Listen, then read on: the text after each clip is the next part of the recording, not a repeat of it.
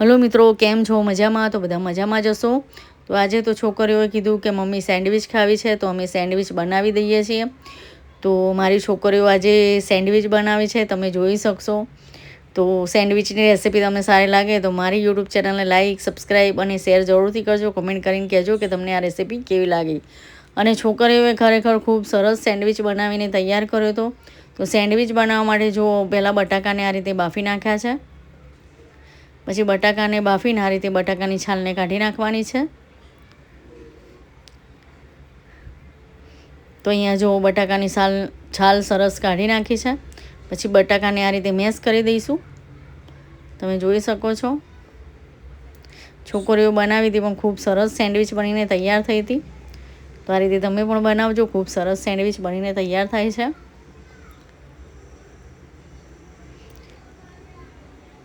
તો આ રીતે બધા બટાકાને આપણે મેશ કરી નાખવાના છે. તો જો બધા બટાકા એ મેશ થઈ ગયા છે. તો હવે આપણે બટાકાને વઘારી દેવાના છે. તો તપેલામાં આપણે તેલ એડ કરીશું. તેલ સહેજ ગરમ થાય એટલે એમાં વાટેલું લસણ એડ કરી દઈશું. અને લસણને આપણે સતળાવા દઈશું તેલમાં. પછી આપણે તેમાં કાપેલી ડુંગળી એડ કરીશું અને લીલા મરચાં એડ કરીશું કાપેલા. પછી આ રીતે તેલમાં સતળાવા દઈશું તેને.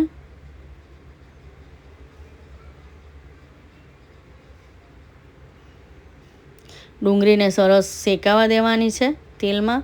જ્યાં સુધી ડુંગળી ચડી ના જાય ત્યાં સુધી આને શેકવાની છે. જેમાં લાલ મરચાં પણ એડ કરી દઈશું કાપેલા. અને આ રીતે મિક્સ કરી દઈશું.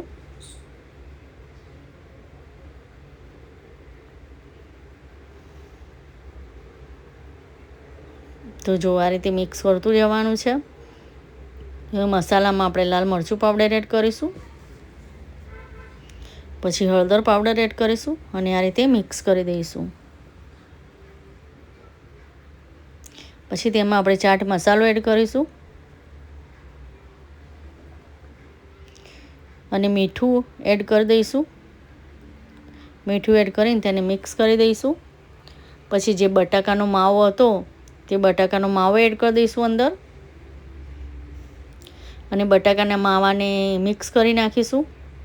થોડું સંચળ પાવડર આપણે એડ કરીશું અને પછી મિક્સ કરી દઈશું આ રીતે. જુઓ,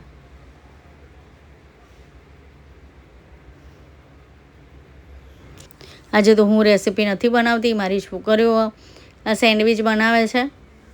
જો તમને વિડીયો સારો લાગે તો સબસ્ક્રાઈબ જરૂરથી કરજો. તો જો અહીંયા માવો આપણો બનીને તૈયાર છે. તો અહીંયા જો અહીંયા બ્રેડ લઈ લીધી છે. તો અહીંયા 4 બ્રેડ લીધી છે આપણે. તો હવે તેના ઉપર આપણે લીલી ચટણી એડ કરીશું.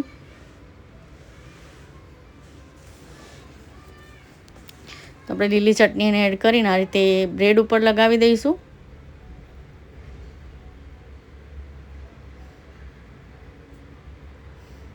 આ રીતે તમે જોઈ શકો છો.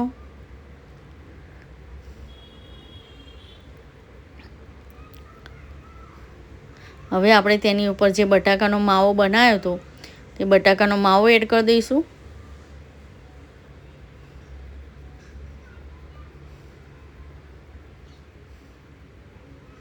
તમે જોઈ શકો છો આ રીતે આપણે બટાકાના માવાને એડ કરી દેવાનો છે અંદર.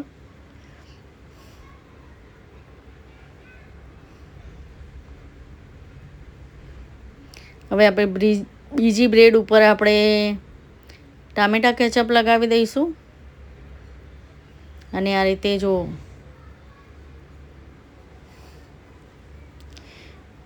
આ રીતે લગાવીને આ રીતે બંને બ્રેડને ભેગી કરી દઈશું. અને પછી તેના ઉપર આપણે બટર લગાવી દઈશું. આ રીતે બંને સાઈડથી આપણે બટર લગાવી દઈશું.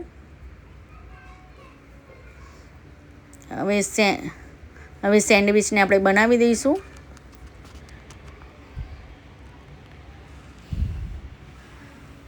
તો જો અહીંયા સરસ ટેસ્ટી સેન્ડવિચ બનીને અહીંયા તૈયાર છે. તમારા જોડે જો આવું મશીન ના હોય તો તમે તવી ઉપર પણ સેન્ડવિચને બનાવી શકો છો. તો અહીંયા સરસ મજાનું સેન્ડવિચ બનીને તૈયાર છે.